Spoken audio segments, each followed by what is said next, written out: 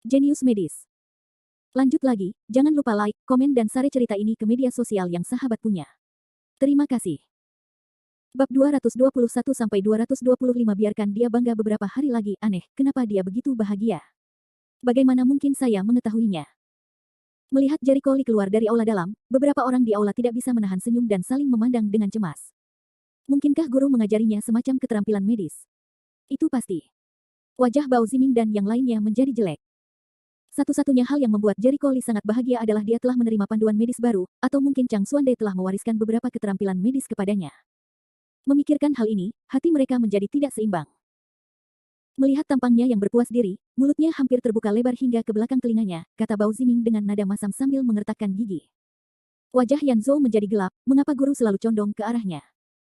Beberapa tahun telah berlalu, pernahkah guru mengajari kita pengobatan sendirian? Petik 2. Mao Hai menahan rasa cemburu di dalam hatinya, lupakan saja, biarkan dia bangga selama beberapa hari lagi. Minggu depan, ketika pasien penting itu datang, itu akan menjadi pemakamannya. Ya. Dia tidak akan bisa berpuas diri selama lebih dari beberapa hari. Beberapa dari mereka diam-diam menganggukkan kepala, menyembunyikan ketidakseimbangan dan kecemburuan di dalam hati mereka. 8 malam. Zabu, apakah kamu yakin tidak salah? Li Peide mengerutkan kening, jelas tidak mempercayainya. Apa menurutmu aku bercanda? Zabu dengan dingin meliriknya. Li Peide terkejut, kamu benar-benar tidak bercanda. Tidak mungkin, dia mengetahuinya begitu cepat. Mata. Zabu menjadi serius saat awan gelap perlahan berkumpul di wajahnya. Hari ini, Ibu Gu telah melompat sangat keras. Sekitar tengah hari, anak Gu di tubuh Qi Wei hampir mati. Perasaanku tidak mungkin salah, seseorang menyerang anak Gu itu. Aneh, karena dia bergerak, dia seharusnya membunuh anak Gu. Dia benar-benar memelihara anak Gu. Li Peide sama sekali tidak dapat memahaminya. Zabu dengan dingin mendengus, bukankah itu sederhana? Dia ingin menunggu sampai perjanjian 3 bulan sebelum dia menyembuhkannya, jadi dia tidak memilih untuk mengambil tindakan sekarang. Terlebih lagi, dia tidak memiliki kemampuan untuk membunuh anak Gu. Li Peide menyadari, perjanjian 3 bulan. Oh begitu. Dia ingin menunggu sampai batas waktu 3 bulan habis agar dia bisa menyembuhkan Qi Wei dan membuktikan bahwa dia tidak bersalah, bukan? Itu masih tergantung pada apakah aku mengizinkan dia melakukan apa yang dia mau atau tidak. Tentu saja. Apa yang akan kamu lakukan? Membiarkan cacing Gu meracuni Qi Wei sampai mati sekarang. Bukannya aku mengatakan bahwa kami, para dokter di Miao, memiliki aturan bahwa kami dapat menggunakan Gu untuk menahan orang, tapi kita pasti tidak bisa membunuh orang yang tidak bersalah secara sembarangan. Anda tidak boleh melanggar aturan ini. Li Peide memperingatkan dengan suara rendah. Dokter Miao memiliki moral dan moralnya sendiri, mereka membesarkan Gu dan orang luar mungkin terdengar menakutkan, tetapi hanya mereka sendiri yang tahu bahwa Gu dapat digunakan untuk menyakiti dan menyelamatkan orang. Mereka bisa menggunakan Gu untuk menghukum orang jahat yang melakukan banyak perbuatan jahat, tapi mereka pasti tidak bisa membunuh orang yang tidak bersalah. Saya tidak perlu Anda mengingatkan saya. Saya tahu apa yang harus dilakukan. Zabu memelototinya. Dia tidak berencana untuk mengambil nyawa Qi Wei. Li Peide menolak untuk mengalah, kalau begitu katakan padaku, bagaimana kamu akan menangani situasi ini? Cacing Gu telah terungkap, setelah berakhirnya perjanjian bulan Maret, dia pasti akan memikirkan segala macam cara untuk membunuhnya, dan pada saat itu, ketika kondisi Qi Wei lebih baik, rencanamu akan hancur total. Ikuti aku. Zabu tidak menjawab pertanyaannya. Sebaliknya, dia mempercepat langkahnya dan menoleh untuk berjalan ke depan. Li Peide bingung dan bingung, hei, tunggu aku. Segera, mereka tiba di sebuah bangunan tempat tinggal. Li Peide mengangkat kepalanya dan melihat ke arah lantai, apa yang kamu coba lakukan? Mereka secara khusus datang ke tempat Qi Wei, berencana mengingat cacing Gu. Atau kamu punya rencana lain? Jika kamu tidak berbicara, tidak ada yang akan menganggapmu bisu, Zabu tidak mau repot dengannya. Li Peide memutar matanya, tarik saja dia keluar, kita lihat saja nanti jika dia bisa menangkap kita nanti. Zabu memelototinya dengan tajam, menyebabkan Li Peide menyadari bahwa dia mengatakan hal yang salah, dan langsung tertawa terbahak-bahak, aku salah, oke. Aku akan diam. Serius, pria ini masih sama seperti dulu, dengan wajah penuh kepahitan dan kebencian, sesekali menatap orang tanpa takut menjatuhkan bola matanya ke tanah. Mereka berdua naik ke atas ke kamar 203. Ding dong. Zabu menekan bel pintu, dan pintu terbuka dengan sangat cepat. Nani Liu melihat dua pemuda berdiri di luar, bolehkah saya bertanya siapa kalian berdua? Halo, kami adalah teman dari Tuan Muda Qi, kami di sini untuk kunjungi dia. Zabu tersenyum tipis, dan tersenyum manis. Teman Tuan Muda. Pengasuh itu mengerutkan kening, jelas tidak mempercayainya, kalian berdua yang mana teman Tuan Muda? Dia punya banyak teman. Zabu segera mengubah penjelasannya, kami adalah teman dari teman Tuan Muda Qi, setelah mendengar bahwa sesuatu telah terjadi pada Tuan Muda Qi, kami ingin datang dan melihat. Ini, pengasuh itu mengerutkan kening, ekspresinya tidak senang. Sama seperti dia hendak mengatakan tidak, Li Peide tiba-tiba bergegas ke depan dan mengangkat tangannya untuk memotong. Nyonya Liu, yang tertangkap basah, mengerang, dan dengan lemah terjatuh ke tanah. Melihat itu, Zabu mengerutkan kening dengan tidak senang, mengapa kamu mengetuk dia keluar? Li Peide mengangkat bahu polos, aku hanya membantumu. Melihat betapa banyak usaha yang kamu lakukan untuk berbicara dengannya, dia jelas tidak mempercayaimu, dan karena itu masalahnya, mengapa tidak menjatuhkanku saja daripada membuang-buang napas. Zabu tidak tahu harus berkata apa, dan memelototinya dengan tajam, masuk. Mereka memasuki rumah dan menutup pintu di belakang mereka. Keduanya mencari di sekitar rumah, dan akhirnya menemukan Qi Wei, yang sedang beristirahat di kamar tidur terjauh. Siapa itu? Terdengar suara langkah kaki dan pintu terbuka, namun bukan suara Nyonya Liu. Qi Wei berseru, Nyonya Liu, apakah itu Anda? Kenapa kamu tidak mengatakan apa-apa? Zabu dan Li Peide berjalan mendekat, dan ketika Qi Wei yang menatap mereka dengan keraguan di matanya, dia menyadari bahwa mereka bukanlah Nyonya Liu, tetapi dua wajah yang tidak dikenal. Ekspresinya berubah drastis, kalian siapa? Apa yang kamu inginkan? Hai. Li Peide mengangkat tangannya dan memanggilnya. Ah. Qi Wei mengerang dari mulutnya dan pingsan. Karena ruangannya gelap dan lampu tidak menyala, dia tidak bisa melihat dengan jelas penampakan mereka saat dia tidak sadarkan diri. Satu-satunya hal yang bisa dia lihat adalah salah satu dari mereka sepertinya mengenakan sesuatu seperti rantai di lehernya. Li Peide melihat Bao yang pingsan dan tersenyum, baiklah, jangan dengarkan omong kosongnya lagi. Kamu bisa memutuskan apa yang harus dilakukan. Zabu sebenarnya juga tidak ingin mendengar omong kosong Qi Wei, jarang sekali Li Peide untuk menjatuhkannya kali ini, dia tidak membalas, seluruh tubuhnya mengejang dan tenggorokannya tercekat, seolah-olah ada sesuatu yang mencoba lari dari bawah ke atas. Set-set. Dia membuka mulutnya, dan Gu Wong yang besar keluar. Dia membuka telapak tangannya, dan Gu Wong melompat keluar, mendarat di telapak tangannya. Obat penenang C222 mencicit. Cacing Gu memperlihatkan taringnya dan mengacungkan cakarnya, mengeluarkan teriakan yang sangat mengerikan, seolah-olah ia sedang memanggil suatu pesan. Dengan sangat cepat, tenggorokan Qi Wei juga berdenyut, dan Gu Wong yang jauh lebih kecil merangkak keluar dari mulutnya dan melompat ke tangan Zabu. Set-set. Ukuran kedua cacing Gu sangat berbeda, dan yang kecil hanya seperlima dari ukuran cacing Gu yang besar. Setelah beberapa saat, Zabu mengerutkan kening, dan setelah melihat itu, dia tidak bisa menahan diri untuk tidak bertanya, apa yang terjadi. Sub Gu sepertinya telah dikelilingi oleh semacam kekuatan sebelumnya. Jika saya tidak salah, orang itu mungkin memahami semacam trik atau kekuatan khusus, dan hampir melukai Sub Gu, kata Zabu dengan ekspresi jelek. Li Peide tidak dapat mempercayainya, dan berkata dengan kaget, bukankah itu tidak mungkin? Kekuatan apa lagi yang dapat membahayakan Gu Wong? Apakah dia juga seorang dokter Miao? Hanya Dokter Miao yang tahu cara menyakiti atau bahkan membunuh Gu Wong. Aku tidak yakin, tapi Sub Gu belum pernah meninggalkan tubuh Qi Wei sebelumnya, jadi kekuatan eksternal tidak mungkin. Itu pasti semacam kekuatan khusus, Zabu tidak tahu, karena kekuatan semacam itu adalah Vital Qi. Yang dimiliki oleh para penggarap tahap meditasi.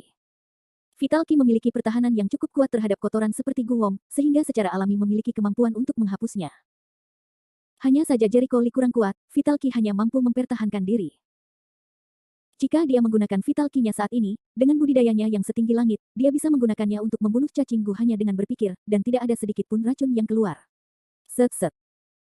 Cacing Gu yang besar dan kecil mengeluarkan tangisan aneh lagi saat Sub Gu melompat kembali ke tubuh Qi Wei, merangkak ke dalam mulutnya dan memasuki tenggorokannya, menghilang tanpa jejak. Orang tua Gu kemudian melompat ke mulut Zabu dan menghilang. Yah, apakah ada jalan? Li Peide merasa situasinya tidak baik bagi mereka. Tampaknya Jericho Li telah memahami cara untuk menghadapi cacing Gu. Zabu mengerutkan wajahnya, matanya bersinar dengan cahaya dingin. Setelah ragu-ragu sejenak, dia mengeluarkan sebuah botol kecil. Melihat botol kecil itu, wajah Li Peide berubah, dan dia berteriak kaget, ini, apa yang kamu lakukan dengan ini? Apakah kamu akan memberikannya padanya untuk dimakan? Zabu tidak menyangkalnya. Mustahil. Li Peide mengambil botol itu dan menatapnya. Apakah kamu gila? Pernahkah kamu memikirkan konsekuensi membiarkan dia memakan makanan ini? Berikan barang-barangmu. Zabu tidak menanggapi pertanyaannya. Li Peide menggelengkan kepalanya, memasukkan tangannya ke belakang dan menggunakan seluruh kekuatannya untuk menggelengkan kepalanya. Aku tidak bisa memberimu botol ini, kamu gila. Kamu benar-benar ingin dia makan requiem. Tahukah kamu jika dia makan ini, tubuhnya lambat laun akan membusuk. Apakah kamu ingin membunuh orang? Saya tahu persis apa yang saya lakukan. Zabu tanpa ekspresi. Tidak. Entahlah sama sekali, tapi orang yang makan requiem tulangnya akan membusuk sedikit demi sedikit, sama seperti orang yang dimakan semut. Lambat laun, mereka menjadi lemah dan mudah patah, sampai-sampai tulang mereka akan hancur sedikit demi sedikit, dan daging mereka akan membusuk bersama dagingnya, kata Li Peide sambil menatapnya, matanya dipenuhi keterkejutan dan kaget. Faktanya, dia benar-benar tidak percaya Ezabu akan memilih menggunakan cara seperti itu untuk menghadapi Jericho Lee. Ezabu menatapnya, ekspresinya setenang air, dan nadanya tidak memiliki riak sedikit pun. Bukannya itu akan merenggut nyawa Qi Wei. Itu tidak akan merenggut nyawanya, tapi dia tidak lumpuh sejak awal, itu karena anak Gu menyebabkan kelumpuhan di tubuhnya, jika dia memakan ini, dia akan benar-benar lumpuh. Apakah kamu gila? Li Peide tidak pernah menyangka Ezabu membuat masalah ini terdengar sesederhana itu. Requiem memiliki penawarnya, setelah 1 bulan bahkan jika dia membunuh cacing Gu, dia pasti tidak akan mengobati Qi Wei, dengan begitu dia pasti akan kalah, dan ketika hasilnya diputuskan, aku secara alami akan memberikan penawarnya kepada Qi Wei. Ezabu mengulurkan tangannya, berikan benda itu padaku. Aku tidak bisa memberikannya padamu. Li Peide menggelengkan kepalanya dengan keras, menarik napas dalam-dalam dan mengertakkan gigi, bahkan jika kamu tahu cara menyembuhkan Qi Wei, kamu sengaja melakukan ini untuk menyakiti orang lain, itu melanggar aturan Dr. Miao. Aturan. Ezabu mencibir dengan nada menghina, apakah kamu bercanda? Membebankan parasit pada En Jingsing sudah merugikannya. Jangan membuat dirimu terdengar begitu mulia, dan kamu tidak bisa memperlakukan aturan sebagai makanan. Aturan sudah mati, tapi orang masih hidup. Terlebih lagi, Ezabu sudah lama tidak ingin mengikuti aturan dokter, jika bukan karena masalah yang disebabkan oleh pembunuhan orang, dia pasti sudah membunuh Qi Wei dan menyalahkan Jericho Lee atas pembunuhan tersebut. Saya hanya saja menggunakan uang untuk membantu orang lain terbebas dari bencana adalah bagian dari kesepakatan bisnis. Li Peide mencoba membela diri, tetapi kata-kata yang dia coba untuk membela diri agak terlalu lemah. Berhentilah memberikan alasan yang berlebihan pada dirimu sendiri. Ezabu berjalan ke arahnya selangkah demi selangkah, dan berkata dengan nada dingin yang tidak bisa ditolak, cepat berikan aku benda itu, aku tidak ingin menyia-nyiakan kata-kata. Kamu, Li Peide sangat ragu-ragu.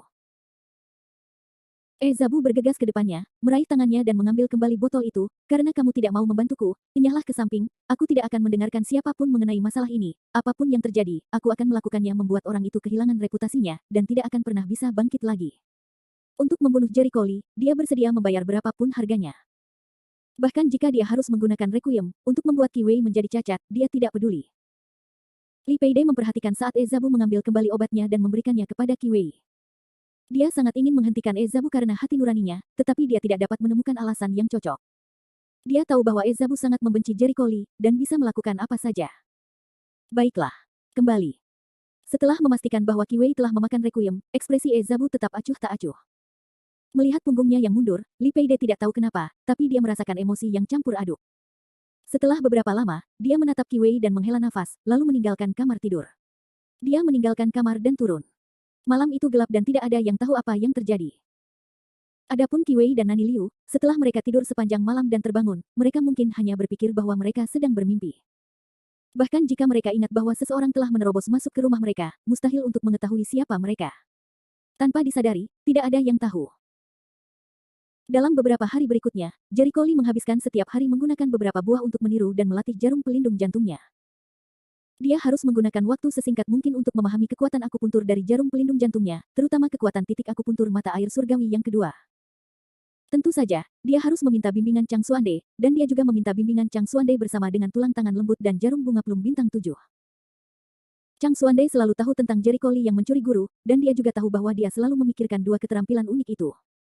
Terkadang, dia diam-diam berlatih sendiri di malam hari. Bab 223 Cepat Lari. Setelah memikirkannya, Chang Xuande tidak menyembunyikannya, dan menjelaskan poin utama dari 2 keterampilan unik tersebut, serta cara menggunakan kekuatan, namun tetap saja, kedua keterampilan unik tersebut masih sangat mendalam, dan bahkan dengan penjelasan Chang Xuande, Jericho Lee masih belum bisa memulai dengan cepat. Bagi siapapun yang mempelajari pengobatan Tiongkok, selama rajin berlatih maka akan mampu menguasai dasar-dasar seni akupuntur dan teknik pengobatan. Namun, keterampilan medis tingkat lanjut bukanlah sesuatu yang bisa dipelajari hanya dengan sedikit ingatan.